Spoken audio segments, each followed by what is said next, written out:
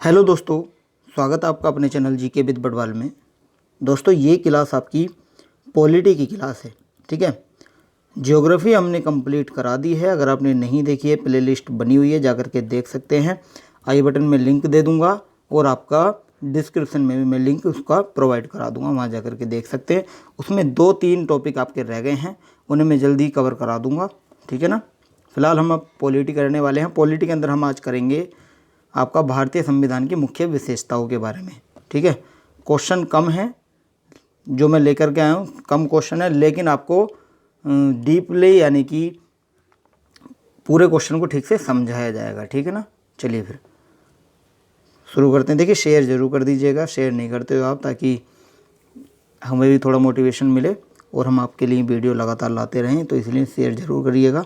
चलिए देखिए, पहला क्वेश्चन है, भारतीय संविधान को माना गया है, क्या माना गया है?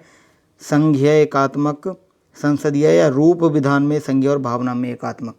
तो इसे माना गया है रूप विधान में संघीय और भावना में एकात्मक माना गया है। किसे? भारत के संविधान को। ठीक है ना। इस संविधान, भारत के संविधान को क्या बोला जाता है? अर्ध संघात्मक संविधान भी बोला जाता है। क्या बोला जाता है? नोट करेंगे ना सभी? चलिए नोट कर लीजिए।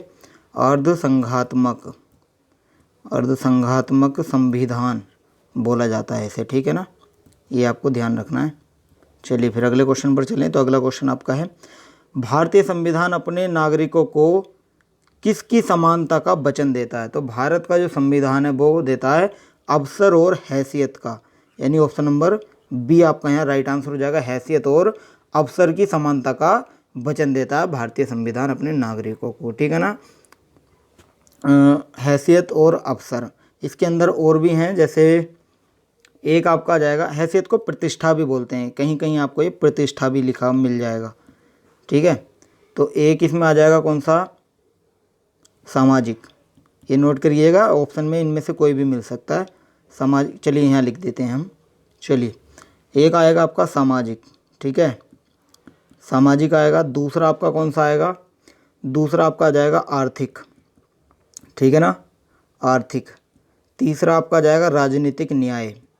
राजनीतिक न्याय। ठीक है, और एक आ जाएगा आपका विचार। क्या हो जाएगा? विचार। और एक आपका क्या हो जाएगा? आंसर करेंगे। एक आपका हो जाएगा अवसर। ठीक है, अवसर। और एक आपका हैसियत या प्रतिष्ठा है ही। ठीक है ना। चलिए फिर अगला क्वेश्चन है, ईस्ट इंडिया कंपनी ने किस वर्ष में कलकत्ता में सर्वोच्च न्यायालय की स्थापना की थी? कब की थी? 1757, 1965, 1773 या 1792 में? तो देखिए, इसका राइट आंसर क्या होगा? 1774 होगा। ठीक है ना, 26 मार्च 1774। इसके अंदर ऑप्शन में नहीं है, ये मुझे पता है, ऑप्शन में नहीं दिया गया है, ये आप अलग से नोट करिएगा। 1774 इसका यहाँ राइट आंसर हो जाएगा। इस तरह के क्वेश्चन आपको देखने को मिल जाते हैं एग्जाम में, जिसमें ऑप्शन गलत दिए होते हैं, तो उसका कॉमन नंबर आपको सभी को दिया जाता है, किसी ने चाहे वो क्वेश्चन किया हो या नहीं किया हो। ठीक है ना, सभी को मिलते हैं, उस बात से आप बेफिक्र रहिए। सर्वोच्च न्यायालय की जो स्थापना हुई थी वो 26 मार्च 1774 को हुई थी। ठीक है ना। चलिए फिर अगले पर चलें।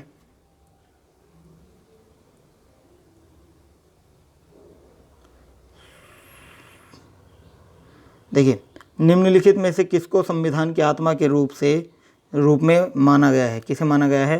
प्रस्तावना, मूल अधिकार, या फिर अच्छा ऑप्शन ही नहीं है, बताइए, इनमें से ही बताइए, प्रस्तावना या मूल अधिकार, इनमें से इसका राइट आंसर हो जाएगा आपका प्रस्तावना को माना गया है।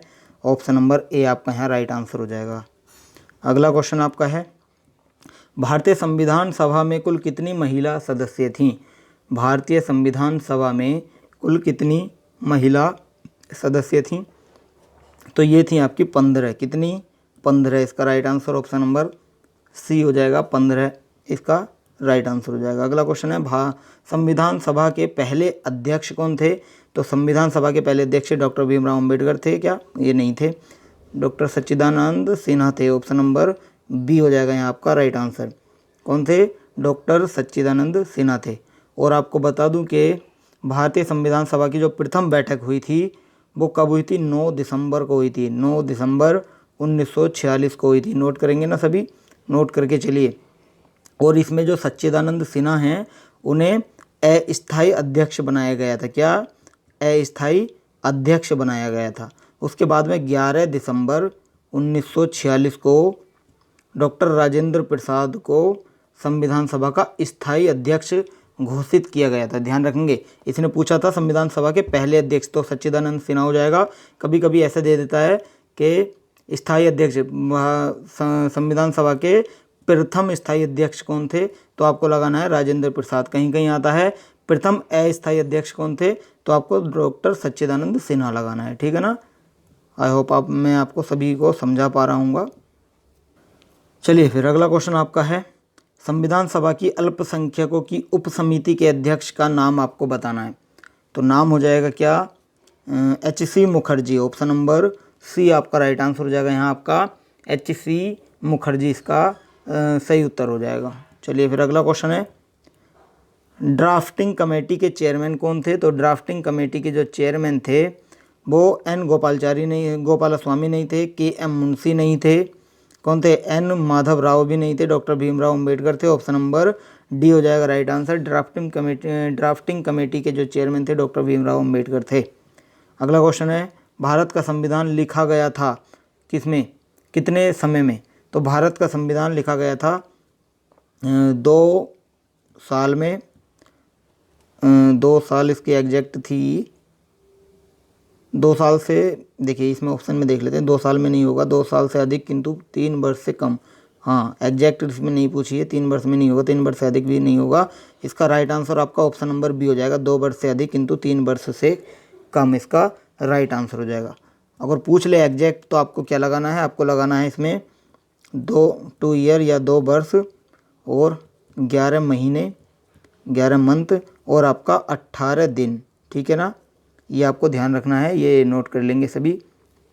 अभी मैंने आपको बताया था प्रथम जो बैठक हुई थी संविधान सभा की, तो कब हुई थी? 9 दिसंबर 1946 को हुई थी, ये भी ध्यान रखना है।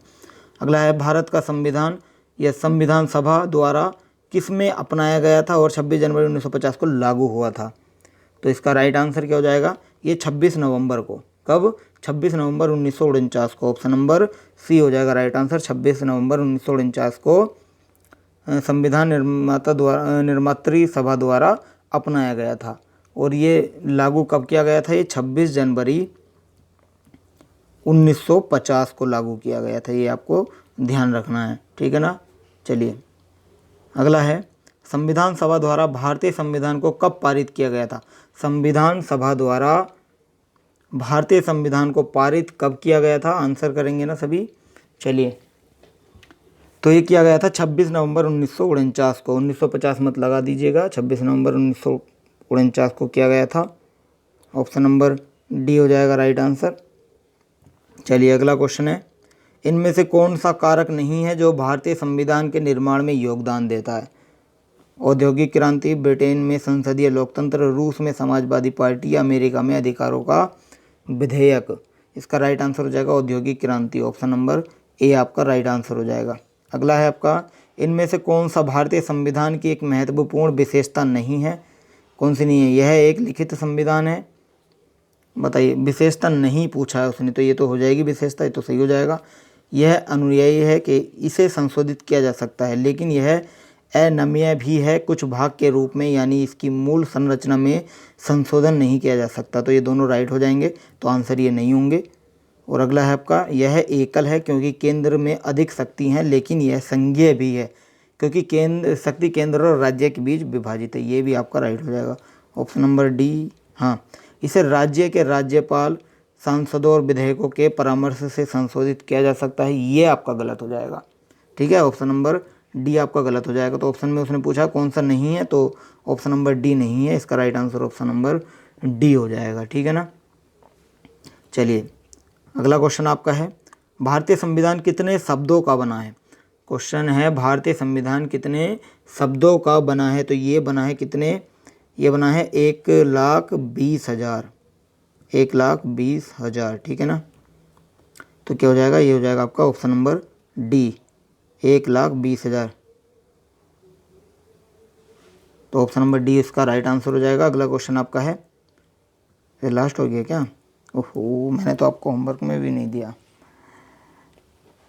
चलिए फिर मैं होमवर्क में आपको दे ही देता हूँ, अलग से लिखिएगा। चलिए एक क्वेश्चन लिखिएगा, नोट करिएगा, मैं भी लिखवा देता हूँ, कल को इसका आंसर आपको बताया जाएगा।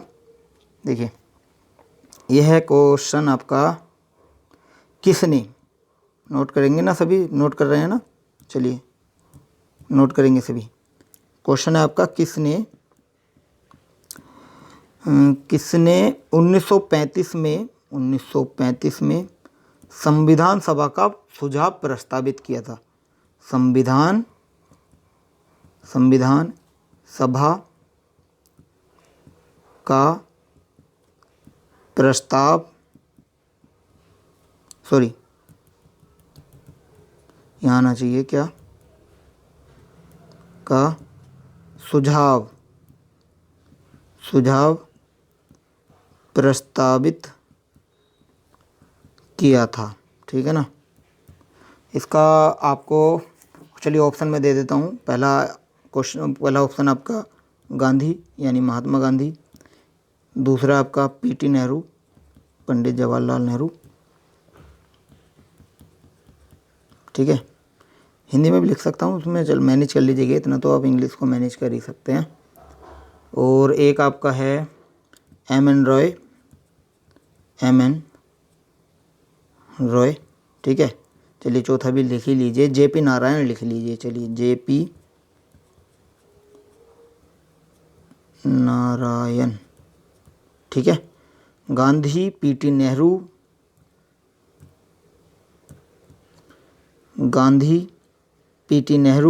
एम.एन. रॉय या जे.पी. नारायण, इनमें से आपको आंसर करके बताना है। ठीक है ना, आंसर करके इसमें से आपको बताना है। चलिए फिर आज का आपका क्वेश्चन हो गया ये, होमवर्क में स्क्रीनशॉट ले लीजिएगा, कल को इसका आंसर करेंगे।